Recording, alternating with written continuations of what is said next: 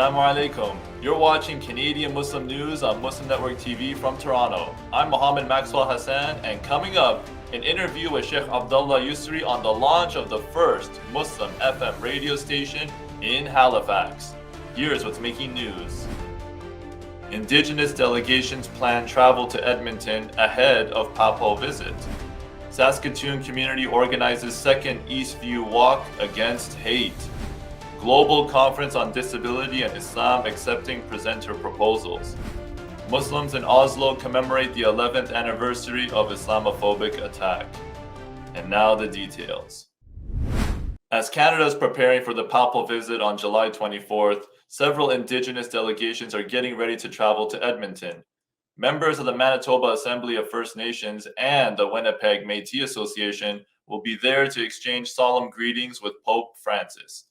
Representatives from the Roman Catholic Archdiocese of St. Boniface, a Latin archdiocese in part of the civil province of Manitoba, will also be in attendance. Andrew Carrier, who is vice president of the Winnipeg Métis Association and an Indigenous school survivor, said it was time for the church to, quote, give back to the Indigenous communities. Pope Francis will begin his 7-day trip by stopping over Edmonton, Quebec, and Nunavut. Saskatoon's community members gathered to condemn Islamophobia and racism on Tuesday evening at James Anderson Park in the second annual Eastview Walk Against Hate. Marking the second anniversary of the horrific assault on a Muslim member of the community on June 2021, the crowd demanded adequate measures to tackle racism. Last year, Mohammed Kashif was stabbed and verbally abused on the basis of his religion. Later, Kashif's attackers, in an act of religious animosity, cut off his beard. The co-organizer of the walk, Laurel Lindgren, advocated for actions that would address hatred and racism in the city. The deadline has been extended for the submission of presenter proposals for the third annual Global Conference on Disability and Islam due to the high volume of applicants. The organizing body, Dean Support Services, is accepting submissions till July 25th for the role. The theme of this year's conference centers around inclusive leadership. The conference will focus on the importance of equal participation of differently abled people in the policymaking and leadership sphere. The event will discuss important issues related to the lives of physically challenged individuals, such as leadership, work inclusivity, and marriage. The virtual event will be held on August 20. Over a decade has passed since the Oslo terror attack, in which a far-right Norwegian extremist, inspired by anti-Muslim hate, killed 8 people with a bomb and shot dead another 69 at a youth camp. Anders Breivik began the carnage of July 2022, 11 years ago, with a bomb attack in Norway's capital, Oslo. 2 hours after that attack, wearing a police uniform as a disguise, he slaughtered dozens of participants of the Workers' Youth League summer camp on Uttawa Island near Oslo. In total, 77 people died and more than 200 others were wounded. In August 2012, Breivik was sentenced to 21 years in prison, the maximum penalty in Norway, with a minimum of 10 years served. And that's all for the news. The One Ummah radio station is the first Muslim FM radio station in Halifax. It serves as a source of inspiration and connection to the prayer. Joining us now to give us more insights is the Imam of UMMAH MASJID, Sheikh Abdullah YOUSRI. Thank you so much for being with us on the show. Thank you for having me. So, Imam, why the need for a radio station in the first place? It is a source of connection with the community. After the 2 years of COVID, we all learned the importance of finding different ways to connect with our community for prayers, for stream the services, other than the in-person gatherings. So we were figuring out things through Zoom and through Teams and different platforms. And we wanted to also think about another idea to be able to connect with the community and make sure what we can maximize our reach to elders in the community and so many members they don't really they are not really able to access services through technology and online meetings. Now, could you give us a brief overview of what was the process like of setting up this radio station? It's a long process. It is really a long process. We spent around a year and a half or 2 years trying to figure this out. The application is very complicated and very long, requires lots of technical support. But we were blessed that we had dedicated teams of volunteers and also professionals. They helped us throughout the process until we made this happen. And then we started in Ramadan, the beginning of Ramadan, to stream from the mosque. Now, to gain a greater sense of appreciation, what would you say is at least one of the biggest challenges or one of the biggest hurdles you had to overcome in order to bring this into reality?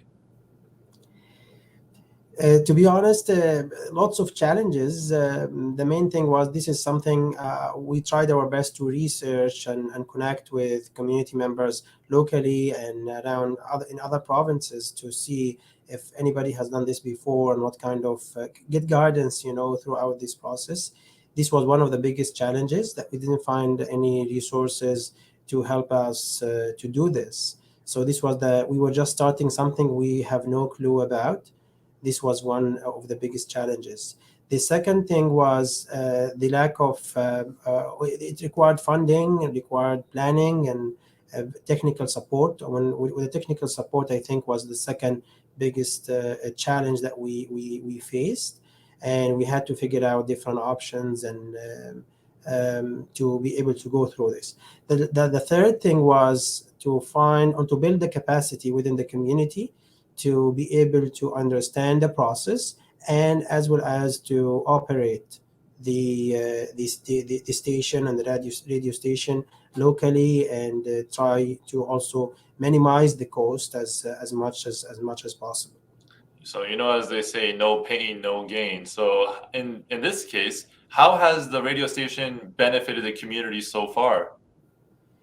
Yeah, absolutely right. When you see it, the first day for us when we broadcast and walking in the streets and hearing the services from the car and hearing the Quran, specifically was Ramadan and the spirits of Ramadan, hearing the adhan every time from homes, from houses, from cars, connecting for adhan, Maghrib, and the prayers and the dua before Maghrib and the Quran and the Taraweeh prayer.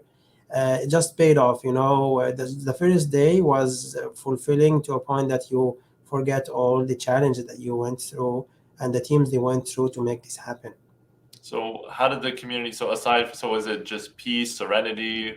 What has the community? What has been the feedback so far from the community about this? Yeah, the feedback was really great. Some they actually sent us messages and emails saying, maybe this is the first time we feel the spirit of Ramadan as we are back home. Some they were really connected with the message, with prayer. Some they said, we leave the radio on whole day as we used to do so before. And we tried our best as well to have different things. So we streamed the prayers, we streamed the lectures, and local imams reciting Quran and different programs. We were not on the whole day, and this is the feedback that we got from the community. Everyone was saying, you know what, we need this 24/7. All right. And so, speaking of that, it sounds like in Ramadan it served a tremendous purpose. Now, outside of Ramadan, any future plans on the station? What's on the list? Yeah. So right now, alhamdulillah, we have started the process of making this 24/7 service. After what we have received from the community and after this big impact, we are now in the process of shifting and making the preparation to make the radio running 24/7, inshallah, and serving this to our community, and also connecting with other brothers and sisters in different communities to help them out through the process when we complete ours, inshallah. So, curious to ask, like, what would you say through this you mentioned it was a year and a half long process. What were some of the learning gems that you took away from this whole experience? What were some things that you personally took away from this in this endeavor of setting up a radio station? Um, few things, my brother. I think lot to be learned actually from this experience. But one of the things that really struck me, that there are lots of things need to be done, and are so many things the community they may be looking for, and we still need support. We still need members from the community to step up and do this services for the community that can really make impact, specifically in the media sector, whether in radio. I was actually surprised at the beginning when I started the process along with our members of the community and the team at the mosque and the society. I was surprised that we didn't have anybody, no one has done this before, to the best of our knowledge after doing the research. This was one of the main lessons I have learned, that so many things need to be done, and we need to have more resources actually dedicated towards the media and connecting with the community, because of the importance and the feedback that we have received from our community. So speaking Uh, of help and feedback in that regard, how can people assist? How can people tune in, reach out? If let's just say someone's watching this right now and is saying, I can lend a helping hand, how can people jump on board? Yeah, definitely. We have our official email of the radio. It's radio at umcc.ca. This is our official email for communication regarding the radio station, and we welcome volunteers and experts to assist us in the process as we are shifting to 24/7 service, inshallah, and also willing to help our brothers and sisters. They would like to make this happen also for their communities in their cities and other provinces as well. So just to get one last sample of this, like what's the kind of help that you need? So what's assistance needed? What's in what field or what areas particularly? As I said, the media section or the mixed media sector just has just endless opportunities, specifically when it comes to radio and when it comes to broadcasting in general. There are wide spectrum of things that we have in our plan for this station, starting from broadcasting on mobile applications, and doing this to be have this accessible to members of the community beyond Halifax through the mobile applications.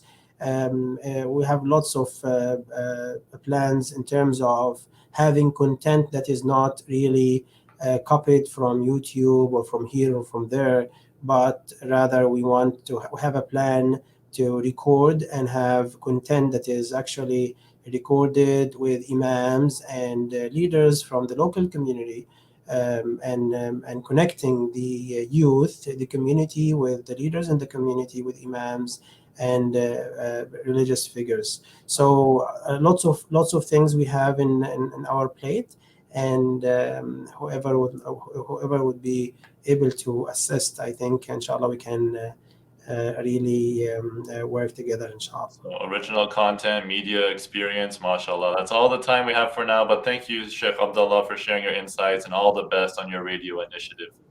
Jazakallah khair, Brother Muhammad. May Allah bless you and accept your efforts. Get more informed by supporting Canadian Muslim news by subscribing. Stay tuned for the next episode. Assalamu alaikum.